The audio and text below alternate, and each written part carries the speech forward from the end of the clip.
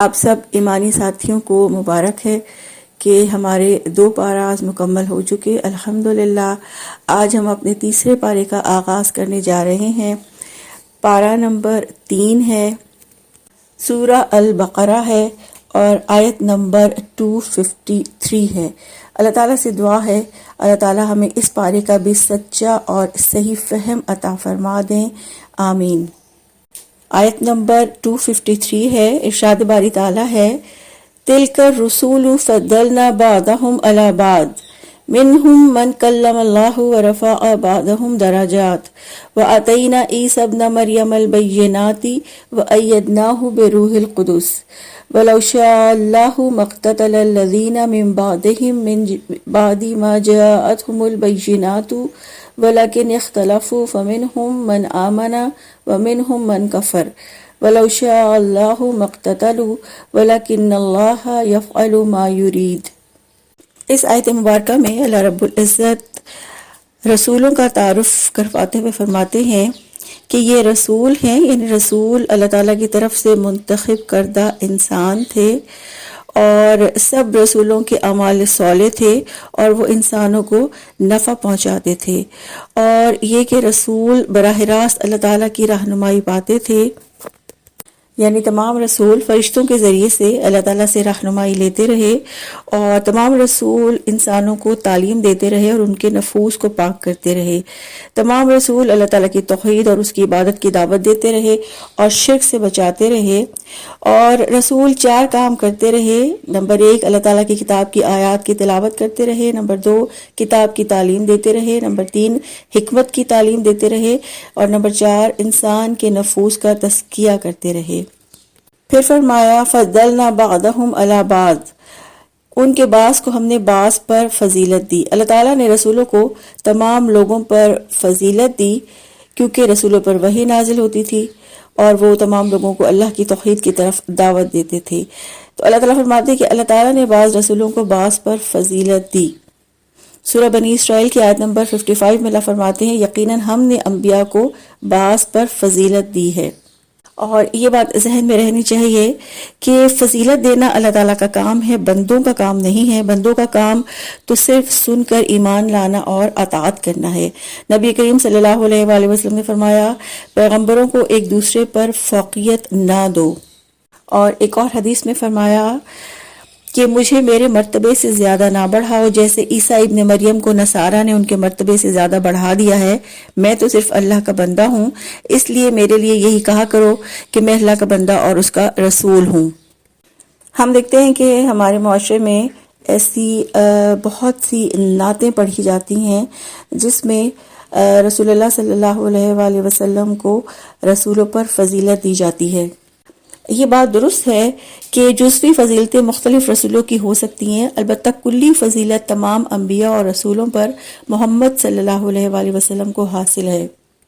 مگر یہ بات جان لیں کہ اللہ تعالیٰ نے بندوں کو یہ اختیار نہیں دیا کہ وہ انبیاء میں کسی کے رتبے کو بڑھائیں یا کسی کے رتبے کو گھٹا دیں۔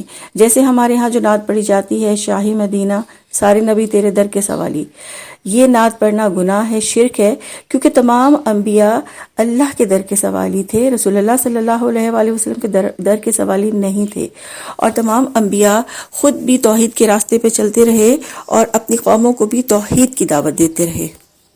پھر فرمایا منہم من کلم اللہ ورفع بعضهم درجات، ان میں سے کچھ ہیں جن سے اللہ تعالیٰ نے کلام کیا اور بعض کو ان کے درجات میں بلند کیا۔ اللہ سبحانہ وتعالیٰ نے حضرت آدم علیہ السلام سے کلام کیا، حضرت موسیٰ علیہ السلام سے کلام کیا کوہ طور پر، اور اسی طرح سے ابن حبان کی ایک حدیث سے ثابت ہے کہ رسول اللہ صلی اللہ علیہ وآلہ وسلم سے بھی معراج والی رات کلام کیا۔ پھر فرمایا ورفع بعضهم درجات، اور بعض کو اس نے درجات میں بلند کیا۔ اللہ تعالیٰ نے محمد صلی اللہ علیہ وآلہ وسلم کو دوسرے انبیاء سے افضل بنایا، اور آپ صلی اللہ علیہ وآلہ وسلم میں وہ تمام فضائل جمع کر دیے جو دوسرے رسولوں کو الگ الگ ملے تھے۔ حضرت ابو ہریرہ رضی اللہ عنہ فرماتے ہیں کہ رسول اللہ صلی اللہ علیہ وآلہ وسلم نے فرمایا، قیامت کے دن میں حضرت آدم علیہ السلام کی اولاد کا سردار ہوں گا، اور سب سے پہلے میری قبر کھلے گی، اور سب سے پہلے میں شفاعت کروں گا، اور سب سے پہلے میری شفاعت قبول کی جائے گی۔ پھر فرمایا وَآتَيْنَا عِيسَى ابْنَ مَرْيَمَ الْبَيِّنَاتِ، اور ہم نے عیسیٰ ابن مریم کو واضح نشانیاں دیں۔ واضح نشانیوں سے مراد وہ معجزات ہیں جو اللہ تعالیٰ نے حضرت عیسیٰ علیہ السلام کو عطا فرمائے تھے۔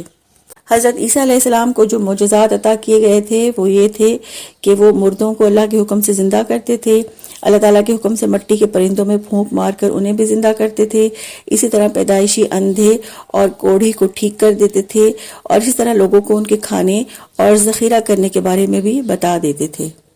پھر فرمایا وَأَيَّدْنَاهُ بِرُوحِ الْقُدُسِ، اور ہم نے روح پاک کے ساتھ اس کو قوت عطا کی۔ روح القدس یعنی روح پاک سے مراد حضرت جبرائیل علیہ السلام ہیں جو ہر وقت حضرت عیسیٰ علیہ السلام کے ساتھ رہتے تھے۔ پھر فرمایا وَلَوْ شَاءَ اللَّهُ مَا اقْتَتَلَ الَّذِينَ مِن بَعْدِهِم مِّن بَعْدِ مَا جَاءَتْهُمُ الْبَيِّنَاتُ وَلَكِنِ اخْتَلَفُوا، اور اگر اللہ چاہتا تو وہ لوگ جو ان کے بعد تھے آپس میں نہ لڑتے، اس کے بعد کہ ان کے پاس واضح نشانیاں آئیں، لیکن انہوں نے اختلاف کیا۔ اس سے پتہ چلتا ہے کہ اللہ سبحانہ وتعالیٰ نے ہدایت اور گمراہی دونوں کے راستے واضح کر دیے، اور انسانوں کو کوئی راستہ اختیار کرنے کے لیے مجبور نہیں کیا، بلکہ انسان کو اختیار اور ارادے کی آزادی دی تاکہ انسان کا امتحان لے سکے۔ اس طرح ہمیں پتہ چلتا ہے کہ اللہ تعالیٰ کی یہ معیشت ہے کہ لوگ ہدایت یا گمراہی پر رہنے کا فیصلہ خود کریں۔ اللہ سبحانہ وتعالیٰ کی یہ مشیت ہے، اللہ چاہتے ہیں کہ لوگ اپنے ارادے، اپنے اختیار سے ہدایت پر رہنے یا گمراہ ہونے کا فیصلہ کریں۔ اور یہ بھی جاننا ضروری ہے کہ اللہ تعالیٰ کے نازل کردہ دین میں اختلاف پسندیدہ نہیں ہے۔ اللہ تعالیٰ کی رضا تو اسی میں ہے کہ لوگ اللہ تعالیٰ کی شریعت پر عمل کر کے اس کے عذاب سے بچیں۔ اسی لیے اللہ تعالیٰ نے کتابیں نازل کی، انبیاء کا سلسلہ جاری کیا تاکہ لوگ اللہ تعالیٰ کی پسندیدہ راہ اختیار کریں۔ پھر فرمایا فَمِنْهُمْ مَنْ آمَنَ وَمِنْهُمْ مَنْ كَفَرَ، تو ان میں سے کوئی ایمان لایا اور ان میں سے کسی نے کفر کیا۔ اللہ تعالیٰ کو ہدایت کا راستہ پسند ہے، پھر لوگوں میں سے کوئی ایمان اور کوئی کافر کیوں ہو جاتا ہے؟ اس کا جواب یہ ہے کہ اللہ تعالیٰ نے چونکہ ہدایت کا راستہ اختیار کرنے کے لیے مجبور نہیں کیا، اس لیے کوئی اپنے اختیار کا صحیح استعمال کر کے مومن بن جاتا ہے اور کوئی اپنے اختیار کا ناجائز استعمال کر کے کافر بن جاتا ہے۔ پھر فرمایا وَلَوْ شَاءَ اللَّهُ مَا اقْتَتَلُوا، اور اگر اللہ چاہتا تو وہ آپس میں نہ لڑتے۔ اگر اللہ کی چاہت، اللہ کا ارادہ ہوتا کہ لوگوں میں اختلاف نہ ہو، ان کا معاملہ لڑائی تک نہ پہنچے، تو وہ آپس میں نہ لڑتے، مگر اللہ تعالیٰ نے جبراً لوگوں کو اختلاف سے اس لیے نہیں روکا کیونکہ اللہ تعالیٰ نے انسان کو امتحان کی غرض سے پیدا کیا ہے، اور اسی مقصد کے لیے اللہ تعالیٰ نے اسے ارادے اور اختیار کی آزادی دی ہے۔ اللہ تعالیٰ نے اس امتحان میں کامیابی کے لیے نبی بھیجے تاکہ وہ انسانوں کو سیدھا راستہ دکھائیں۔ پھر فرمایا وَلَكِنَّ اللَّهَ يَفْعَلُ مَا يُرِيدُ، لیکن اللہ جو چاہتا ہے وہ کرتا ہے۔